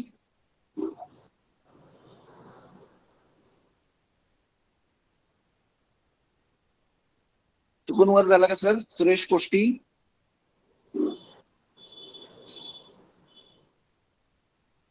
बर ठीक आहे. Second number Chandrakant Bharmudde sir. Sir जरा थोडं मगाशी जे याच्याबद्दल तुम्ही बोलला की लिंग धारण करणं गळ्यामध्ये, तर हे प्रॅक्टिकली वर्किंग पर्सनना शक्य होत नाही, तर त्याबद्दल काय दुसरं काय ऑप्शन आहे का? देवाऱ्यामध्ये आम्ही रोज पूजा करतो, ते तुम्ही म्हणता त्याप्रमाणे त्याचं पूजा करतो, ते त्याचं जे तीर्थ आहे ते प्राशन करतो, पण डेली आपण आजच्या धकाधकीच्या जीवनात ड्युटीवरती ते करत नाही किंवा ते लिंग धारण करत नाही, तर त्याला काय दुसरा ऑप्शन करता येईल का? ऑप्शन असं काही आपण सांगू शकणार नाही आणि अधिकारवाणीने मी तर नक्कीच नाही सांगू शकणार. परंतु ते खूप चांगली गोष्ट आहे. लिंगाचे 2-3 प्रकार जे आहेत त्याच्यामध्ये स्थावर लिंग आहे, काय आपल्या श्रद्धेसाठी पूजेसाठी देवालयात असणार आहे, देवाऱ्यात असणार आहे आणि आपल्या गळ्यात असणार आहे. 3 प्रकारचे लिंग आहेत. तुम्ही देवाऱ्यातल्या देवाची पूजा करताय ही चांगली गोष्ट आहे. तुमची श्रद्धा आहे ही उत्तम गोष्ट आहे. आणि दैनंदिनरित्या न चुकता रोज करतायत ती एक चांगली गोष्ट आहे. कोणती गोष्ट दैनंदिनरित्या न चुकता जर नियमितपणे करत असेल तर त्यालाच तप म्हणतात. तर ते तप तुम्ही करत आहात, ती उत्कृष्ट गोष्ट आहे. आणि लिंगदीक्षा ही आध्यात्मिक प्रगतीच्या मार्गावरची वाटचाल ज्यांना करायची आहे त्यांनी अवश्य करावी. जेव्हा काय आहे की लिंगदीक्षा धारण करायला काय सांगितलेलं आहे, तर ते जी काही तत्व आहे, तत्वाचं आचरण, जे काही ज्ञान आहे, जगातलं जे चांगुलपणा आहे, चांगला वाईटपणा जो आहे, त्याच्यातला जो विवेक आहे, ते ज्ञान जे आहे ते प्रत्यक्ष आचरणात आणणार कुणाच्या प्रेरणेने आपण. तर ते सतत देव आपल्या सोबत हृदयाशी आहे अशी जाणीव ज्या वेळेला असते त्यावेळेला माणसाचं आचरण शुद्ध राहतं. ही एक गोष्ट आहे. आणि मी अनुभवलेलं जे सांगतो, मी ज्यांच्या गळ्यात लिंग बघितलेलं आहे, ज्यांच्या कपाळाला विभूती बघितलेली आहे, ते लोक सर्वसाधारणपणे शुद्ध आणि व्यवस्थित असतात असा अनुभव आहे. त्यामुळं प्रत्येकाचा आचार धर्म हे प्रत्येकाला स्वातंत्र्य आहे, कसं काय करायचं कसं नाही, ते काय योग्य काय योग्य वगैरे. इव्हन आपल्या हिंदू धर्मामध्ये आपल्याला अमुकच पद्धतीने जा आणि अमुकच पद्धतीचे श्रद्धा बाळगा असं नाही आहे आपल्याकडे. आपल्याला कोणत्याही विचाराने जाण्याचं पूर्ण स्वातंत्र्य दिलेलं आहे आणि हीच आपली खूबी आहे आणि हेच आपलं हे आहे. परंतु आपण शैव परंपरेमधले आहोत हे विसरता कामा नये. पहिली गोष्ट, मांसाहार अजिबात करता कामा नये. नंतर आपले लग्न व्यवहार वगैरे हे ते शैवांच्या बरोबरच जाणीवपूर्वक करावे. एवढे जरी आचार आपण चांगले पाळू शकलो आणि चांगल्या लोकांच्या सत्संगतीत राहावं, एवढं जरी करू शकलो तरी आपल्याला ते सगळ्यांना कल्याणकारक आहे असं माझं मत. ओके, धन्यवाद sir. Thank you. Thank you sir.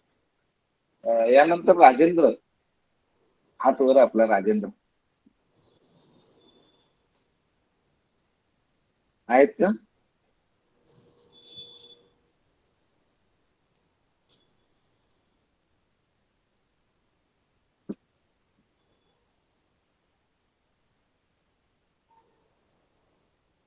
Rajendra कोण आहेत का? जर काय प्रश्न कोणाला असेल तर आपण विचारू शकताय. हात वर कोणाचा नाही आहे, तोपर्यंत माझ्या मनात एक प्रश्न आहे सर, मी थोडासा तुम्हाला विचारतो. तर आपण नेहमीच म्हणतो बसवेश्वरांबद्दल की समाज सुधारक महात्मा बसवेश्वर, किंवा महात्मा बसवेश्वरांनी समाज कार्य केलं किंवा सामाजिक उन्नतीसाठी प्रयत्न केले. तर प्रश्न एक माझ्या मनामध्ये येतो की 12व्या शतकामध्ये आर्थिक आणि शैक्षणिक याविषयी महात्मा बसवेश्वरांनी काय कार्य केलं आहे का, आणि असं कुठं काय आपल्याला सापडतंय का?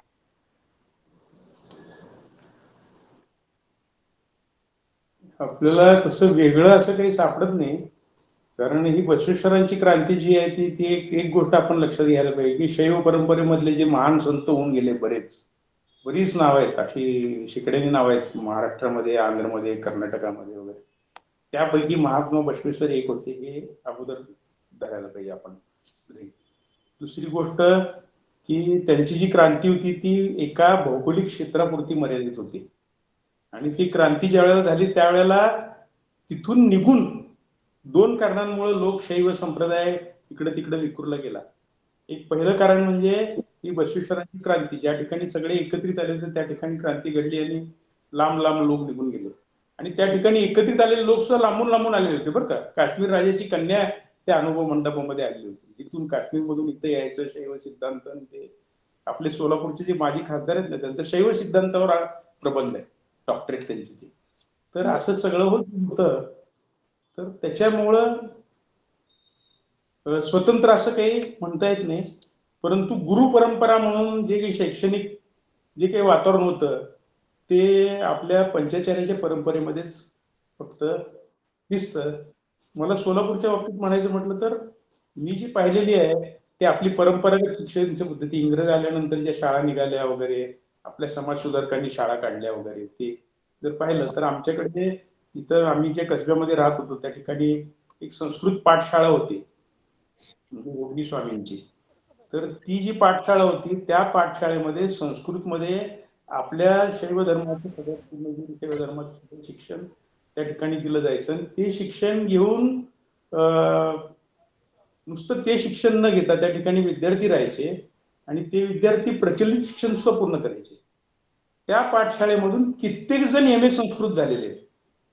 आणि नुसतं MA संस्कृत झाले नाही तर धर्माचं शिक्षण पूर्णपणे घेऊन ते बऱ्याच ठिकाणी आता आपले जे शिवाचार्यांचे मठ आहेत महाराष्ट्रात, कर्नाटकात वगैरे, त्या मठाच्या याच्यावर स्थानापन्न नाहीत ते. कारण त्यांची ती जी गुणवत्ता त्यांनी जी स्वतःमध्ये डेव्हलप केली वगैरे, त्याच्या आधारे त्यांच्या त्या परंपरेतल्या धर्मगुरूंनी त्यांना त्या ठिकाणी बसवलेलं आहे, असं ते सध्याचं वातावरण आहे. नंतर एक दुसरी गोष्ट म्हणजे आता सध्याची तिथली स्थिती जी आहे ना, त्यांची स्वतःच्या 10-12 शिक्षण संस्था आहेत त्या. अरे बापरे, किती छान काढलंय. हा सर, बोलत राहा. घोटगी मठाच्या 10-12 स्वतःच्या शिक्षण संस्था आहेत. आणि मी परवा गेल्या वर्षी त्या ठिकाणी गेलो होतो. उन्हाळ्यामध्ये पौरोहित्य प्रशिक्षण वर्ग चालू होता.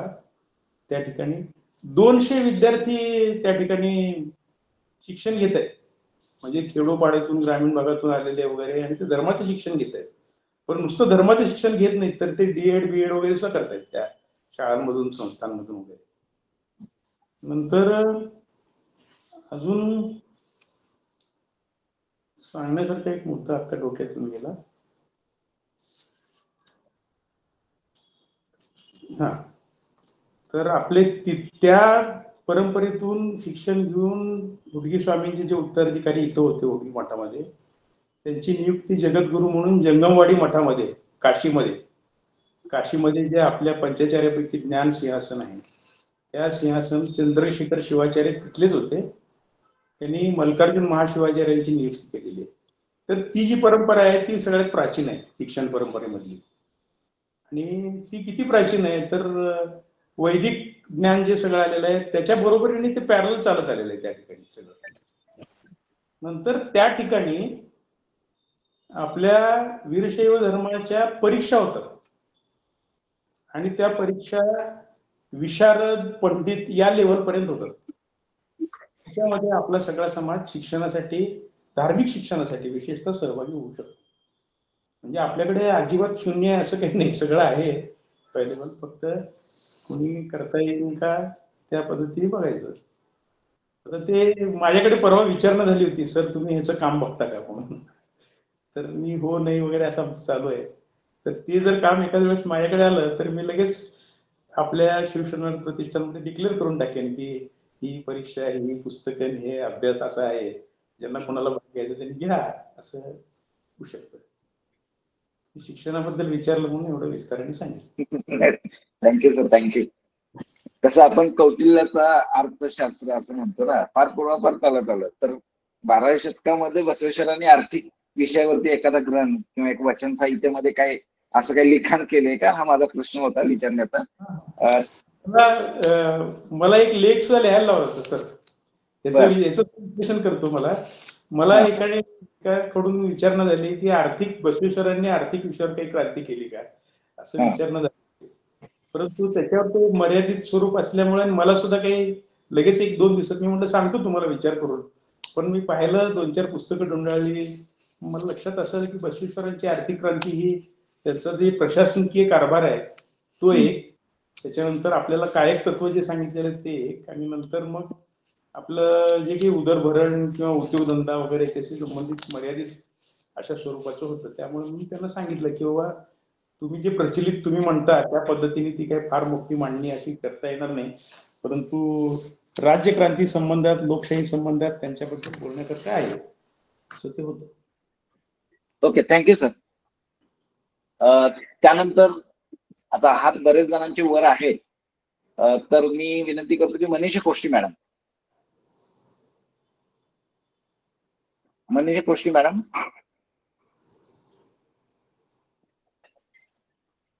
आहेत का मॅडम?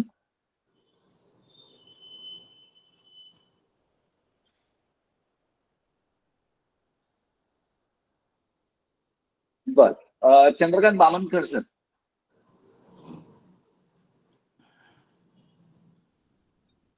बामनकर सर.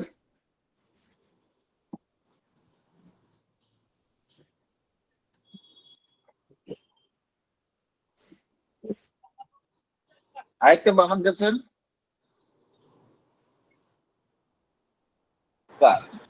हॅलो. हा सर. हा, माझा काही प्रश्न असा नाहीये. मला 2 मिनिटं बोलायला संधी द्यावी असं मला वाटतं. प्रथम सर्वांना माझा शिवशरणार्थ. मी चंद्रकांत बामणकर, हातनूर. तर आमच्या गावामध्ये जवळजवळ 91 लिंगायतांची घरं आहेत. आम्ही दर महिन्याला 1 तारखेला सगळे एकत्र जमतो आणि काही विधायक गोष्टीवरती चर्चा करत असतो. आज आमच्या गावामध्ये सुद्धा सकाळी प्रतिमेची प्रतिष्ठापना झाली, आरती झाली. आणि सायंकाळी सर्व गावातून चांगली मिरवणूक पण काढलेली आहे. दुर्दैवानं आज मी गावात नाही, परंतु आज सगळं ते नियोजन झालेलं आहे आणि सगळी मिरवणूक काढलेली आहे. पुढील वर्ष या बसवेश्वर जयंतीला सर्व यांना आपल्या देवाऱ्यामध्ये बसवेश्वराची एखादी छोटीशी प्रतिमा किंवा एखादा फोटो पुजायचा, दररोज पूजन व्हावं, अशा प्रकारची मी एक तिथं संकल्पना मांडलेली आहे. आणि त्यासाठी पुढील वर्षी बसवेश्वर जयंतीचं औचित्य साधून मी माझ्या वतीनं अशा सर्वांना प्रतिमा किंवा फोटो ते काय उपलब्ध होईल किंवा करता येईल ते बघून मी देण्याचा मानस केलेला आहे. अशा प्रकारे गावोगाव आपल्या लिंगायतांची ही एक संघटना व्हावी आणि त्यांच्याकडून विधायक काहीतरी कार्य व्हावं. मी या संघटनेमध्ये आमच्या एक असं आणखी एक मांडणार आहे मुद्दा थोड्या दिवसात, पुढच्या मीटिंगला म्हणूया फार तर, की महिन्यातील एक दिवस आपण सगळ्यांनी मिळून ज्यांना शक्य होईल त्यांनी सामाजिक कार्य करूया आणि आपल्या या संघटनेचं किंवा आपल्या समाजाचं कार्य जनतेपुढं आणूया. अशा प्रकारचे थोडंफार आमच्या गावामध्ये कार्य चालू आहे. अशा प्रकारचं कार्य ज्या ज्या लोकांना करता येईल त्यांनी आपापल्या गावामध्ये करावं, अशी माझी सर्वांना विनंती आहे. थँक्यू. मला 2 मिनिट बोलायला संधी दिल्याबद्दल आभारी आहे. Thank you sir. खूपच छान कार्य सर. पहिल्यापासून तुमचं सामाजिक योगदान आपल्या समाजासाठी असेल किंवा शैक्षणिक योगदान आम्ही नेहमीच जाणून आहे. आज तुम्ही जो काही निर्णय घेतलाय प्रतिमा देण्याचा, तो खरोखरच कौतुकास्पद आहे. आणि इव्हन जे सामाजिक ऍक्टिव्हिटीज आपण शिवशरनाथ प्रतिष्ठानच्या माध्यमातून करतोय किंवा तुम्ही तुमच्या गावामध्ये ज्या काही करताय, त्याच्यामध्ये समाज सहभाग वाढवण्याच्या दृष्टीनं आपल्याला काय जे करता येईल त्यासाठी आपण इथून पुढच्या कालावधीमध्ये निश्चितच प्रयत्न करूया. तुमचंही चांगलं सहकार्य आतापर्यंत लाभलं, इथून पुढेही लाभेल अशी एक आशा आहे. Okay, thank you. बोकरे मॅडम. तर मला काय म्हणायचंय, आपण जरा पंचगुरूंविषयी माहिती दिली, आपल्या गोत्रानुसार कोणते गुरु आहेत ते लोकांना कळेल तरी माहिती आहे का?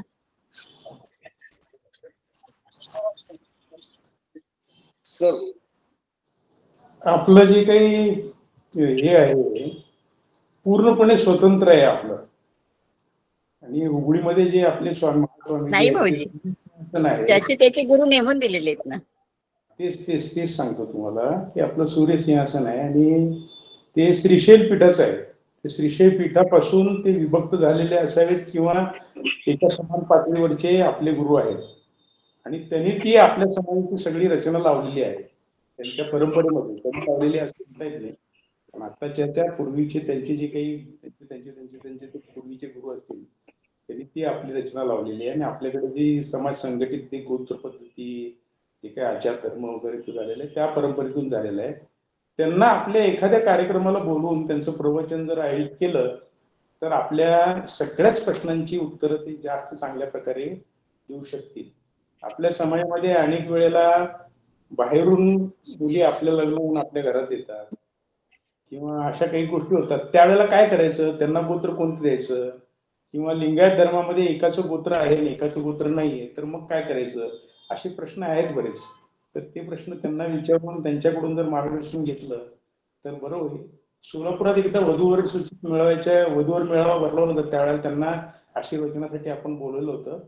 आता त्यांचे उत्तराधिकारी आहेत त्या पीठावर, तरुण आहेत, बोलवलं तर चालू शकेल आपल्याला एखाद्या कार्यक्रमाला. आणि एकदा भेट घेऊन आवर्जून आपण जाऊयात त्यांच्याकडे, त्यांना विनंती आणि त्यांना मार्गदर्शन करण्याची करू. आणि आपल्या सगळ्याच अशा प्रकारची जी प्रश्न आहेत आपली त्याची उत्तर आपण घेऊ त्यांच्याकडून. फक्त एक लक्षात ठेवायचं की आपली श्रीशैल पीठाची परंपरा आहे. सूर्य सिंहासन हे आपलं सिंहासन आहे, त्या परंपरेमधले आपण आहोत. आणि मग नंतर आपली जी गोत्र पद्धती आहे ती आपली स्वतंत्र रचना आहे, एवढं लक्षात ठेवायचं. Thank you sir. Sunita Nakade madam.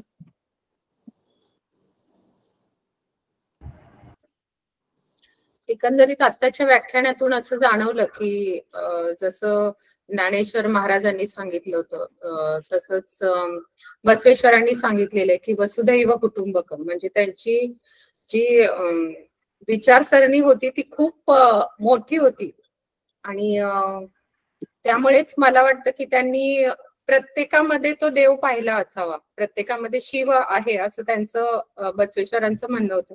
त्यामुळे कदाचित त्यांनी आंतरजातीय विवाह करून दिला असावा. हो ना? बरोबर, अगदी बरोबर.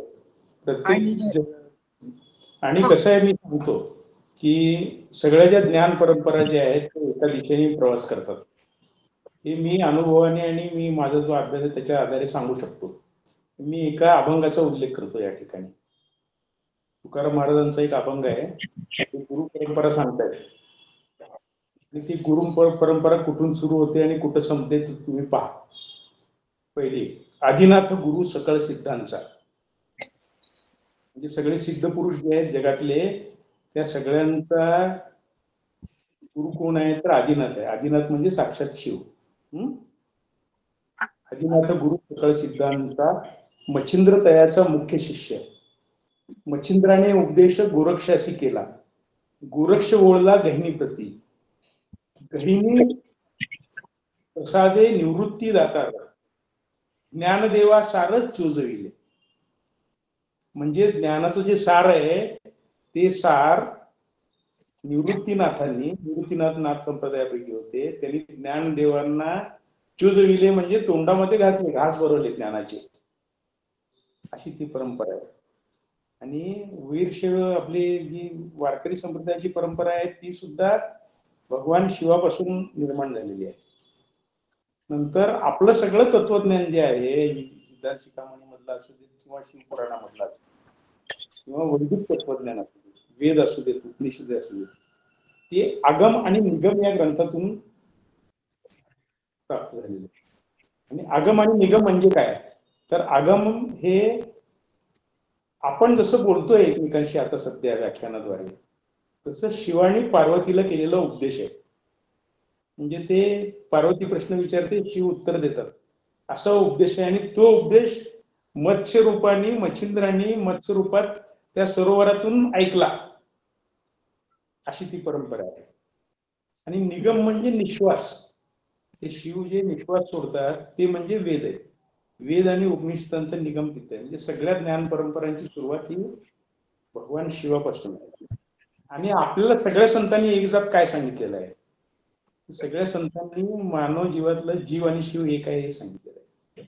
ज्ञानेश्वरांचं सुद्धा अमृतानुभव जर समजा आपण बघितलं ना तर जीवाचं आणि शिवाचं ऐक्य हेच मुख्य त्याचं ते सूत्र आहे. म्हणजे जन्माला आल्यानंतर हा जे 84 लक्ष योनींमधून मनुष्य जन्म जो प्राप्त झालेला आहे तो मुक्ती मिळवण्यासाठी प्राप्त झालेला आहे, परमेश्वराचे ऐक्य प्राप्त करण्यासाठी झालेला आहे. तो काही असा उपभोग घेण्यासाठी वगैरे प्राप्त झालेला नाही. हे सगळ्या दर्शनाचं मूळ आहे, भारतातल्या सगळ्या दर्शनाचं. त्या दिशेने आपण प्रयत्न करतो. म्हणून आपल्या सगळ्या सिद्धांतांमध्ये सगळ्यांना एक मानलेलं आहे. आता तुकाराम महाराज सुद्धा म्हणतात भेदाभेद अमंगळ असं म्हटलेलं आहे. भेदाभेद भ्रम अमंगळ, भेदाभेद म्हणजे हा भ्रम आहे आणि तो अमंगळ आहे असा निषेध केलेला आहे त्याचा. तर हे भेद नाही आहेत खरं म्हटलं तर मुळात. ते अभेद दृष्टीनं बघणं, ते विश्वशांती, वसुधैव कुटुंबकम, हे विश्वची माझी घर, ही सगळी जी कल्पना त्यातूनच ते उद्गम पावतात. आणि त्याच्यामध्ये आपलेपणा जो निर्माण होतो ते सगळ्या धर्माचं मूळ आहे. आणि ती शिकवण आहे, सगळ्या संतांनी ती शिकवण दिलेली असं ते आहे. आणि म्हणून हे सगळ्यात भावणाऱ्या गोष्ट आहे, त्याच्यामुळे त्याचा प्रचार प्रसार अलीकडच्या काळात वाढतोय.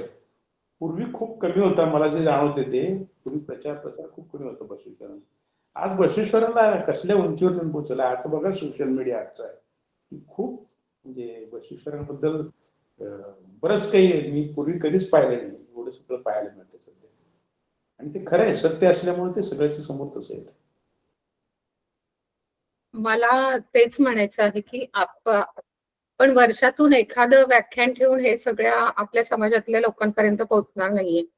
तर त्यासाठी त्यांनी कसे अनुभव मंडप ठिकठिकाणी स्थापन केले होते किंवा सोलापुरामध्ये काही आहेत असं तुम्ही सांगितलं, तर ते तसं आपलं एखादं सगळ्यांसाठी ऑनलाईन महिन्यातून एखादं घेता येईल का, की ज्याद्वारे त्यांची वचनं आपल्याला सगळ्यांपर्यंत पोहोचवता येईल किंवा त्यांच्या काही गोष्टींवर चर्चा होऊ शकेल तिथे?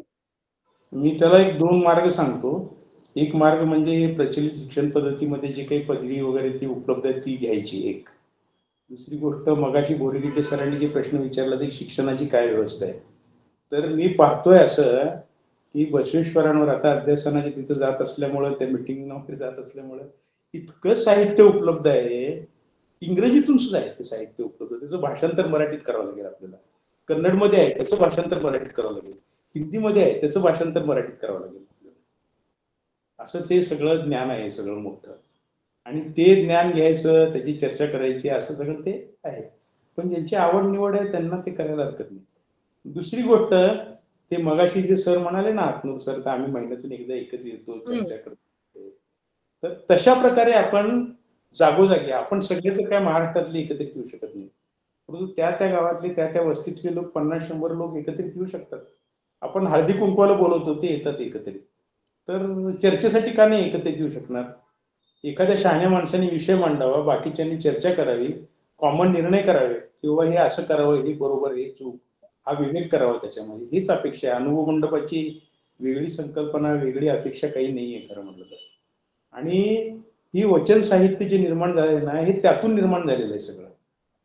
त्या काळामध्ये अनुभव मंडपामध्ये जे प्रसिद्ध संत जे तिथे निर्माण झाले, त्यांनी जे संत साहित्य निर्माण झालं, ते सगळं वेद, उपनिषद, अमुक तमुक, पुराण वगैरे याच्यातलं जे अध्यात्म आहे, त्याचं सार म्हणजे ती वचन आहे. आणि फक्त वचन साहित्य जरी आपल्या ग्रुपवर रोज एक वचन टाकत राहिलो आपण, आणि रोज एका वचनाचं सगळ्यांनी वाचन करत राहिलं, तर डेव्हलपमेंट होईल. माझी इच्छा आहे तसं करण्याची. नाही मॅडम, खरोखर तुम्ही ते लागतंय नाही, तुम्ही चालूच करा मॅडम, तुम्हाला ते शक्य आहे. आणि दररोज एक वचन साहित्य जर आपण टाकत राहिलो, इतर काही गोष्टींचा प्रसार करण्यापेक्षा, म्हणजे फॉरवर्ड करत राहण्यापेक्षा, आपण स्वतःची निर्मिती वचन साहित्याची, आणि आपल्याकडे एवढं आहे मटेरियल की आपण लोकांपर्यंत ते पोहोचवलं पाहिजे. आपल्या बसवेश्वरांनी जे साहित्य दिलं ते जरी पोहोचवलं तर भरपूर झालं. धन्यवाद. बोलताना एक 2-3 उल्लेख राहून गेले की बसवेश्वर काही एकटेच नव्हते वचन साहित्याचे निर्माते. तर बसवेश्वरांचे वचन साहित्याचे निर्माते जे आहेत, जे प्रचलित आहेत आणि ज्यांनी शेकडोंनी वचनं लिहिलेली आहेत, त्याच्यामध्ये मधुवारस एक नाव आहे, ज्याच्या याचा उल्लेख केला. हरळिया एक नाव आहे, मडिवाळ वाचय्या एक नाव आहे, त्याच्यानंतर कक्कय्या एक नाव आहे, त्याच्यानंतर शांतरस नावाचं एक नाव आहे, त्याच्यानंतर बोमय्या नावाचं एक नाव आहे, त्याच्यानंतर गुड्डपूर दानम्मा. आता गुड्डपूर दानम्मा ही शिवशरणी होती बरं का, लक्षात ठेवा. आपल्या बऱ्याच जणांची कुलस्वामिनी आहे ती. गुड्डापूरला दानम्मा देवीचं दर्शन घेण्यासाठी जातो आपण, खरं आहे ते. आपल्याला तुळजाभवानीला ज्या पद्धतीने पूजतो त्या पद्धतीने दानम्मा देवीला आपण पूजतो. बऱ्याच जणांची कुलदेवता आहे, तर ती सुद्धा शिवशरणी होती, तिची सुद्धा वचनं आहेत. त्याच्यानंतर अक्क महादेवी आहे, आणि अक्क महादेवीच्या सोबत अजून अनेक जण आहेत. त्या महिलांची नावं तर खूप आहेत लांब. नीलांबिका, अक्क महादेवी, सांगतो. यांचं साहित्य मराठीतून अवेलेबल आहे का? नंतर सोलापूरचे सिद्धरामेश्वर आहेत, ते अलमप्रभूच्या नंतर त्या अनुभव मंडपामध्ये अध्यक्ष म्हणून बसलेले होते. नंतर चन्न बसवेश्वर म्हणून आहेत, ते बसवेश्वरांच्या जीवनातलेच त्यांचे पुढचे पुत्र आहेत. नंतर मी जे उल्लेख केला ते अक्क महादेवी, ज्यांचा उल्लेख मी मगाशी बोलताना केला, एक कथा ऐकवली ते. नंतर प्रभू एक आहे सर, या आहेत. नंतर आयदक्की लक्कम्मा आहेत. आता ही सगळी वचनं, या सगळ्यांची वचनं कन्नड भाषेत आहेत. काही मराठी भाषेत झालेली पुस्तकं आहेत, पण ती सगळेच जण वाचतात असं नाही, म्हणजे आहे उपलब्ध. ते डेव्हलप करता येईल, हळूहळू समजून घेता येईल. चालेल, थँक्यू सर. मला वाटतं वेळ झालेला आहे. हो हो, अजून कोणाला काही प्रश्न वगैरे आहे का? एखादा प्रश्न घेऊयात आणि समारोपाकडे. हो हो हो सर, हो. मला एक अशी विनंती करायची आहे की या ठिकाणी सध्या उपस्थित आहेत विजय कोष्टी सर, प्राध्यापक कवठेमंकाळहून आहेत. त्यांचाही बरेचसे लेख मी वाचलेले आहेत, बसवेश्वरांच्या बद्दल सुद्धा वाचलेले आहेत. तर काही प्रश्न जरी नसला तरी तुम्ही 1-2 मिनिटं बोलू शकता सर. मला एक आनंद या गोष्टीचा झाला की माझा उल्लेख राहून गेला की आपल्याकडे तुम्ही विजय कोष्टी सरांचा उल्लेख केला, त्यांचा लेख मी आजच वाचला. नंतर तुम्ही आणखी एक उल्लेख केला होता आणि नंतर मग परदेशातून कोणीतरी जॉईन झालाय तो एक उल्लेख केला होता. एवढी कमी संख्या असते, चांगली माणसं, एक मोठी गोष्ट आहे, ते कौतुकास्पद आहे आणि हा थोडासा प्रचार वाढला पाहिजे एवढं मत व्यक्त करतो. किरण कर्नावळ जपान मधून नेहमीच जॉईन होतात सर आपल्याला. हो,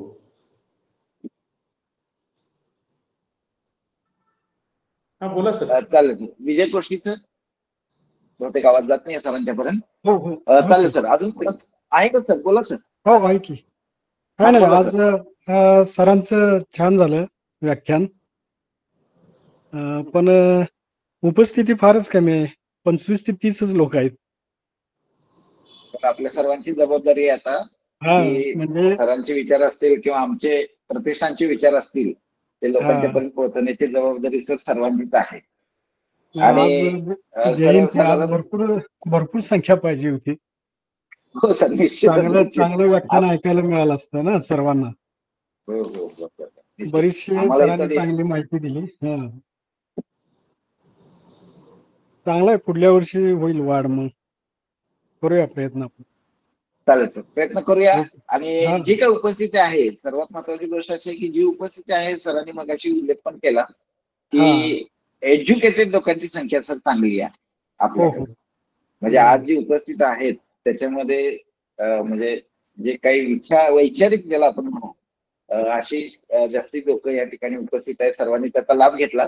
आणि उपस्थिती कमी असायचं एक दुसरंही कारण आहे सर आपल्याकडं, की आपण हा व्हिडिओ युट्यूबला टाकतोय आणि लोकांना बऱ्याचशी माहिती आहे की युट्यूबला हा व्हिडिओ पडतोय, आपण नंतर पाहता येतोय. त्याच्यामुळे पण थोडीशी उपस्थिती कमी असण्याचं कारण असू शकतं ते. आणि जवळजवळ 400-500 लोक युट्यूबला व्हिडिओ पाहतात. आणि एक महत्वाची गोष्ट आहे, त्याच्यावरती बऱ्याच वेळा आमच्या पण मीटिंग मध्ये चर्चा झाली, पण हेतू उद्देश आहे आपला जास्तीत जास्त लोकांच्या पर्यंत सरांचं जे काही हे आहे, व्याख्यान आहे किंवा ती काय माहिती जी आहे किंवा त्यांचा जो संदेश आहे ते लोकांच्या पर्यंत जास्तीत जास्त पोहोचावा, हा आपला प्रायमरी हेतू आहे. ना की आपल्या मीटिंगची उपस्थिती वाढावी. उपस्थिती तर राहीलच, पण त्याचबरोबर युट्यूबच्या माध्यमातून आपण द्यायचं आणि जेणेकरून जास्तीत जास्त लोकांपर्यंत तो संदेश पोहोचावा, हा त्याच्या पाठीमागे हेतू उद्देश आहे. त्यामुळे ती प्रथा काय आपण बंद केलेली नाही आहे, ती प्रथा कंटिन्युअस चालू राहणार युट्यूबला.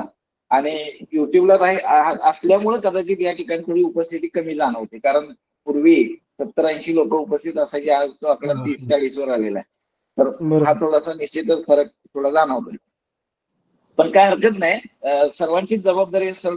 आपण शिवसेना प्रतिष्ठानच्या माध्यमातून जसा माझा प्रश्न होता सरांना की सामाजिक विषयांबद्दल बसवेश्वरांचं कार्य आतापर्यंत आपण ऐकत आलो आणि खरोखरच त्या काळात सामाजिक क्रांती म्हणजे बसवेश्वर महाराजांनी घडवली. तर तसं शैक्षणिक आणि आर्थिक विषयावरती काही वचनं आहेत का, हा माझा प्रश्न सरांना मी विचारला. त्याच गोष्टीतून माझं चिंतन आहे की आपल्या समाजाची जर प्रगती करायची, धर्माचा पाया निश्चित पाहिजेच आपल्याला. धर्माशिवाय काही गोष्टी निश्चितच होऊ शकत नाही. पायाभरणी ही धर्माचीच पाहिजे. आपलं आचरण निश्चित चांगला असेल तर आपण आर्थिक व्यवहार आपले चांगले असतात आणि आर्थिक व्यवहार चांगले असतील तर आपली आर्थिक उन्नती होऊ शकते. तर ह्या गोष्टी निश्चितच आहेत.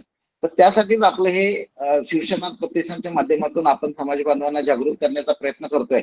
आणि आपण नॉट ओनली द सामाजिक, तर सामाजिक, शैक्षणिक आणि आर्थिक असे तिन्ही विषयांवरती काम करायचं धोरण ठरवलंय.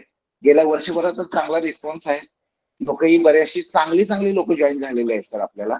त्याच्यामुळे इथून त्या कालावधीमध्ये सुद्धा याच्यामध्ये वाढ होत राहील आणि आपला निश्चित संदेश एक ना एक दिवस आपण पोहोचवण्यामध्ये आणि आपल्या समाजाची काहीतरी म्हणजे प्रगती करण्यामध्ये यशस्वी होऊ. काय का डॉक्टरकडे जायचं? थांब, मी येतो ना. येऊ ना?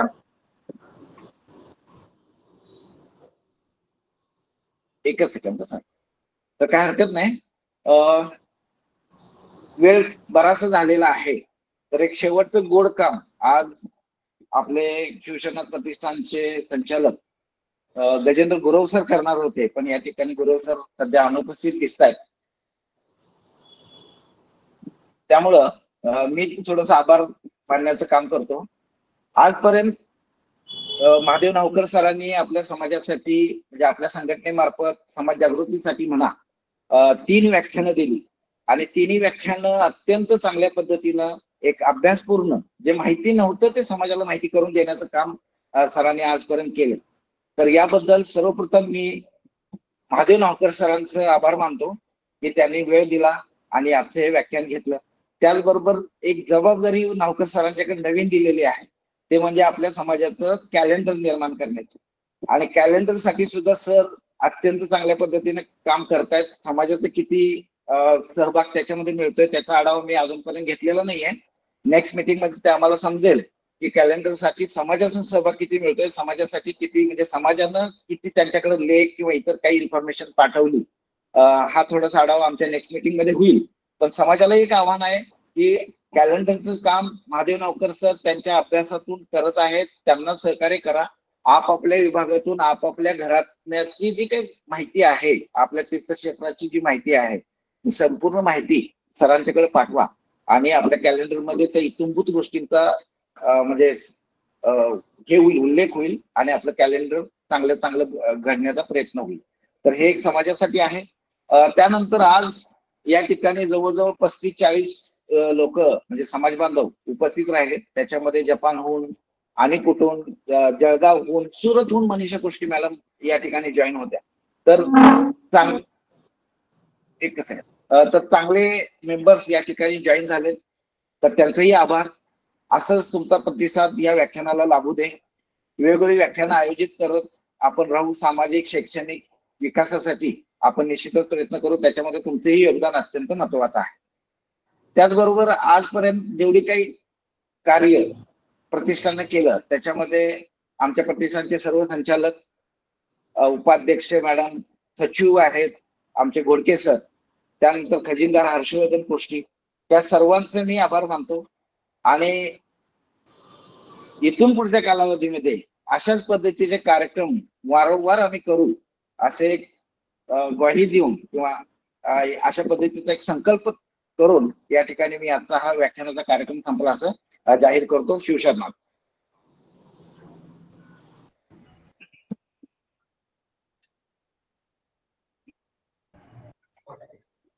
शिवशरणार्थ.